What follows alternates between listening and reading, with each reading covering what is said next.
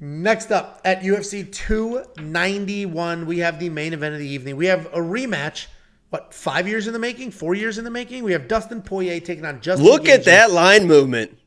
Holy shit. You spent this whole stream defending your line track, the line movement. This one is wrong. That's a typo. There's a difference between an obvious typo and, what's not a typo. So, yeah, that is a typo.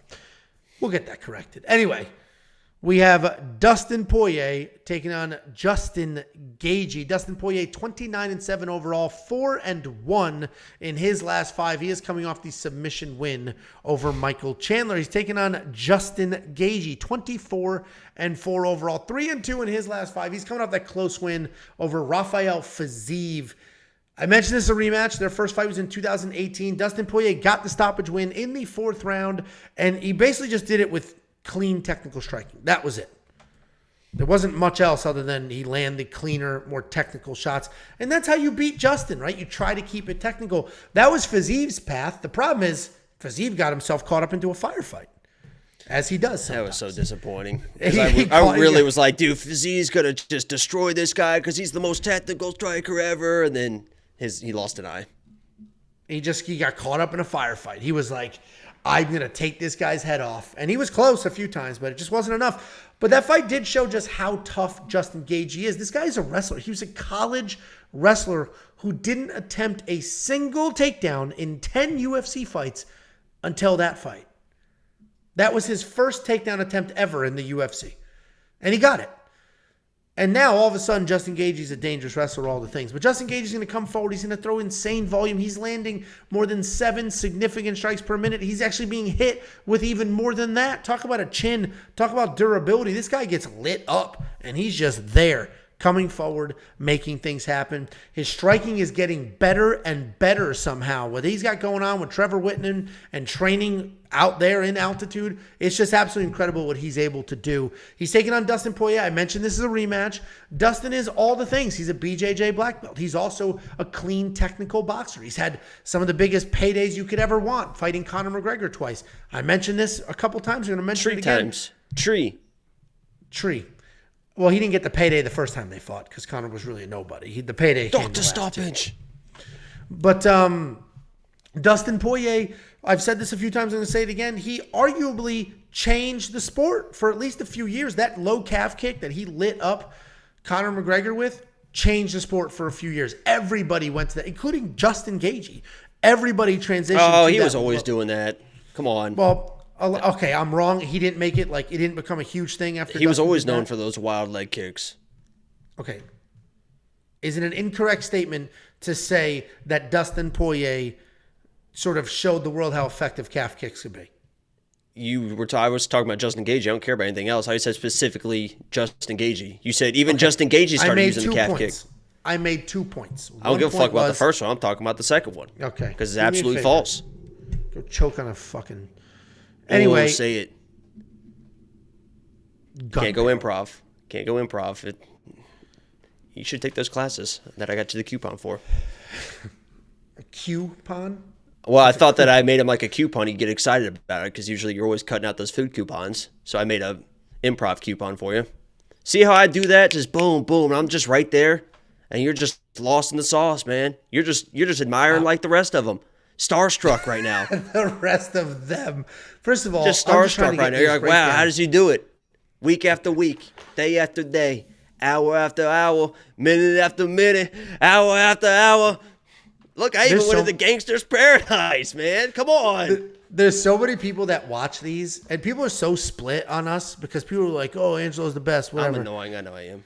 And there's a lot of people that are like, this guy, the guy on bottom is a... Anyway.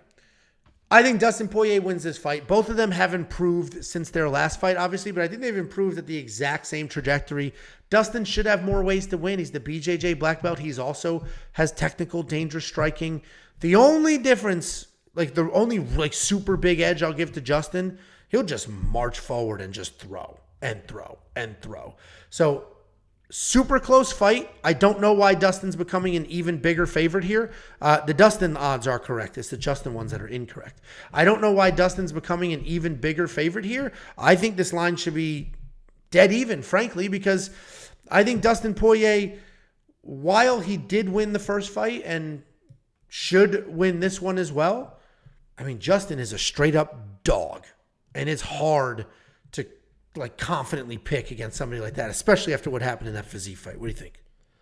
Yeah, I've mentioned all card in almost every single fight, talking about the altitude and how it can affect fighters and be careful and stuff. Both these guys, I don't think it's going to affect, but one of these guys, it's definitely not going to affect Justin because he's been in there. He's been in those wars. And Dustin as well, Poirier is an absolute dog. I mean, both these guys are just absolutely tough as shit. And this should be a great fight. I mean, if there was the BMF belt, I know it's kind of stupid. It's like whatever. And a lot of people are like rolling their eyes at it. But these guys, honestly, are probably the guys that should compete against it. They've all been in wars. They've all I been said going the exact opposite in my video because I'm like, these are two of the nicest guys. Dustin's kind of an asshole. I don't really like Dustin that much. He's like, really, even in wins, he's like, yeah, that's like his new persona now. And a lot of people say it on Twitter and stuff. It's like he's like this arrogant, poor winner, poor loser type of guy.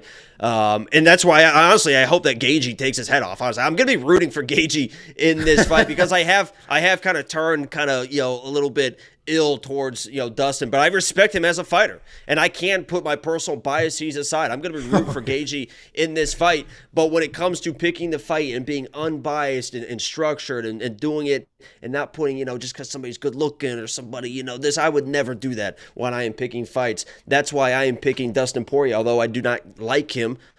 Sam, I will pick him in this fight because I think he's the better fighter. I think he can just kind of wear down Justin Gaethje. He's just as tough, but he is more technical, and he has very underrated power. I mean, he talks about how he thinks Conor has the most power in the division of people that he's fought.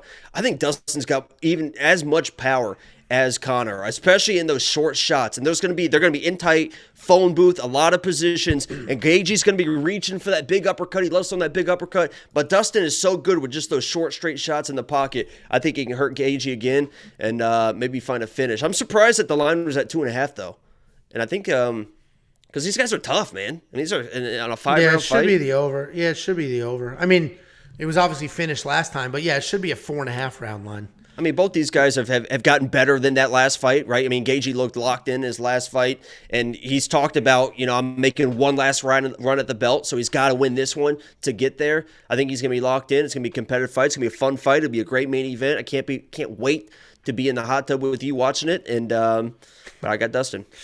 We can't see the TV from the hot tub. Unfortunately, it is a design flaw. Well, you look in my eyes, and you'll be able to see the TV. And you'll wear those sunglasses. All right, you sit on that side. You just look right at me. No, I'm not you wearing wear the sunglasses. Well, then how am I supposed to? See That's all I'm wearing, anyway. though. Just the sunglasses. All right. Anyway, there's a lot of talk about these guys retiring. Whoever loses is going to retire, but they're both 34. They're both young. They've been through some wars. They've been around forever. So if they did retire, it wouldn't be shocking. But they still got some life left in them. But Dustin said too, like 2 fights ago, said he hated training and stuff. Like he hated the grind going up to the fights. Yeah, because he just got some massive paydays. You know what I mean? Like it's hard easy to wake hate up working. in satin sheets or silk sheets or what is it? Yeah, for Joey T, it's 400 thread count. You know what I mean? Tarps. Listen, this should be a really fun fight. I don't think they even need the BMF gimmick. I totally understand that. Yeah, they need a title, they need a belt, they need something for a pay-per-view. I don't think they need that. I think the BMF thing is dumb. It was awesome. George and Nate were awesome BMF because they really don't give a shit about anybody or anything. They're just who they are all the time, always. So that made sense. This doesn't. They're so nice, these guys. This whole people not liking Dustin, this is the first I've heard. I've not heard or seen anything. Chat, let me know. You guys have heard it too. Guy's a poor winner. Artem was like, oh, me too. But Artem also is copying you, just posting pictures of fighters on Twitter. I saw that, Artem. Okay? Yeah. Artem, copycat. Anyway, we're both on the Dustin side. Did you pick Justin, or you just said you're rooting for him? You picked him? No, I'll probably be rooting for him, but I think Dustin's going to win this fight. Poirier. Okay, yeah. Yeah, so we're both on the Dustin side, but I'm not going to bet it, though. I mean, it's pretty 50-50. Yeah, it's too close to bet. I don't know I don't even know what a good bet would be, because Justin, we just saw get a takedown for the first time in his UFC career. He might start wrestling. So I don't even know what a bet would be. Like I don't know. It could be at altitude. You know what the sneaky one might be, because it's out altitude, and I think that could take a little bit of pop out of Dustin. I don't think he's going to affect him too much, but it could take a little bit of pop out of him. Is maybe an inside the distance decisional action for Justin, because he's always a very powerful guy. And I know that Dustin is tough, but I think that he can survive 5 rounds basically at home versus Poirier, and he might be the more live fighter. I just think that Poirier can easily just kind of outpoint him to a decision, basically. Yeah, the over 2.5. The chat seems to agree. The over 2.5 is solid as well. So I'll take a look at that. That's probably juiced, but anyway, guys, it is minus 120. Ooh. I may do that now, and if you want to see if we do that, WeWantPicks.com, click Become a Member. It's only $10 a month, and after you become a member, link your Discord so you can get instant alerts to your phone. Thanks for joining us on a Sunday night, earlier than we normally do these in the week. And I want to reward you. I will reward you with $50. The only thing you need to do to claim that $50 is go to WeWantPicks.com/bets, sign up with any one of our betting partners, make a deposit, and I will send you the $50 as a thank you. It's affiliate marketing. They're going to pay me, and I'll turn some of that money right back around and pay you. You can use that money to become a premium member, get access to all the tools, all the insight, all the information. You can get the line movement tracker. You're going to get the detailed data, metrics, and analytics. You're going to get courses. We have added courses. The number one question we get, like on a consistent basis, is I do the DraftKings video. How big is it? I do the DraftKings video, and people say, what is this? I don't understand what I'm looking at. Or what are those big DraftKings numbers on the graphics? Well, we have a beginner's guide to DraftKings course that will walk you through all of that. You're also going to get access to Artem. We'll call him Jacob Jr. Artem's picks. Artem's going to give you... He's got a fight announced. He said in August. Congratulations, Artem. He also is going to be breaking down... I bet he's going to be a big dog. What do we think Artem's going to be? Plus 375 on that?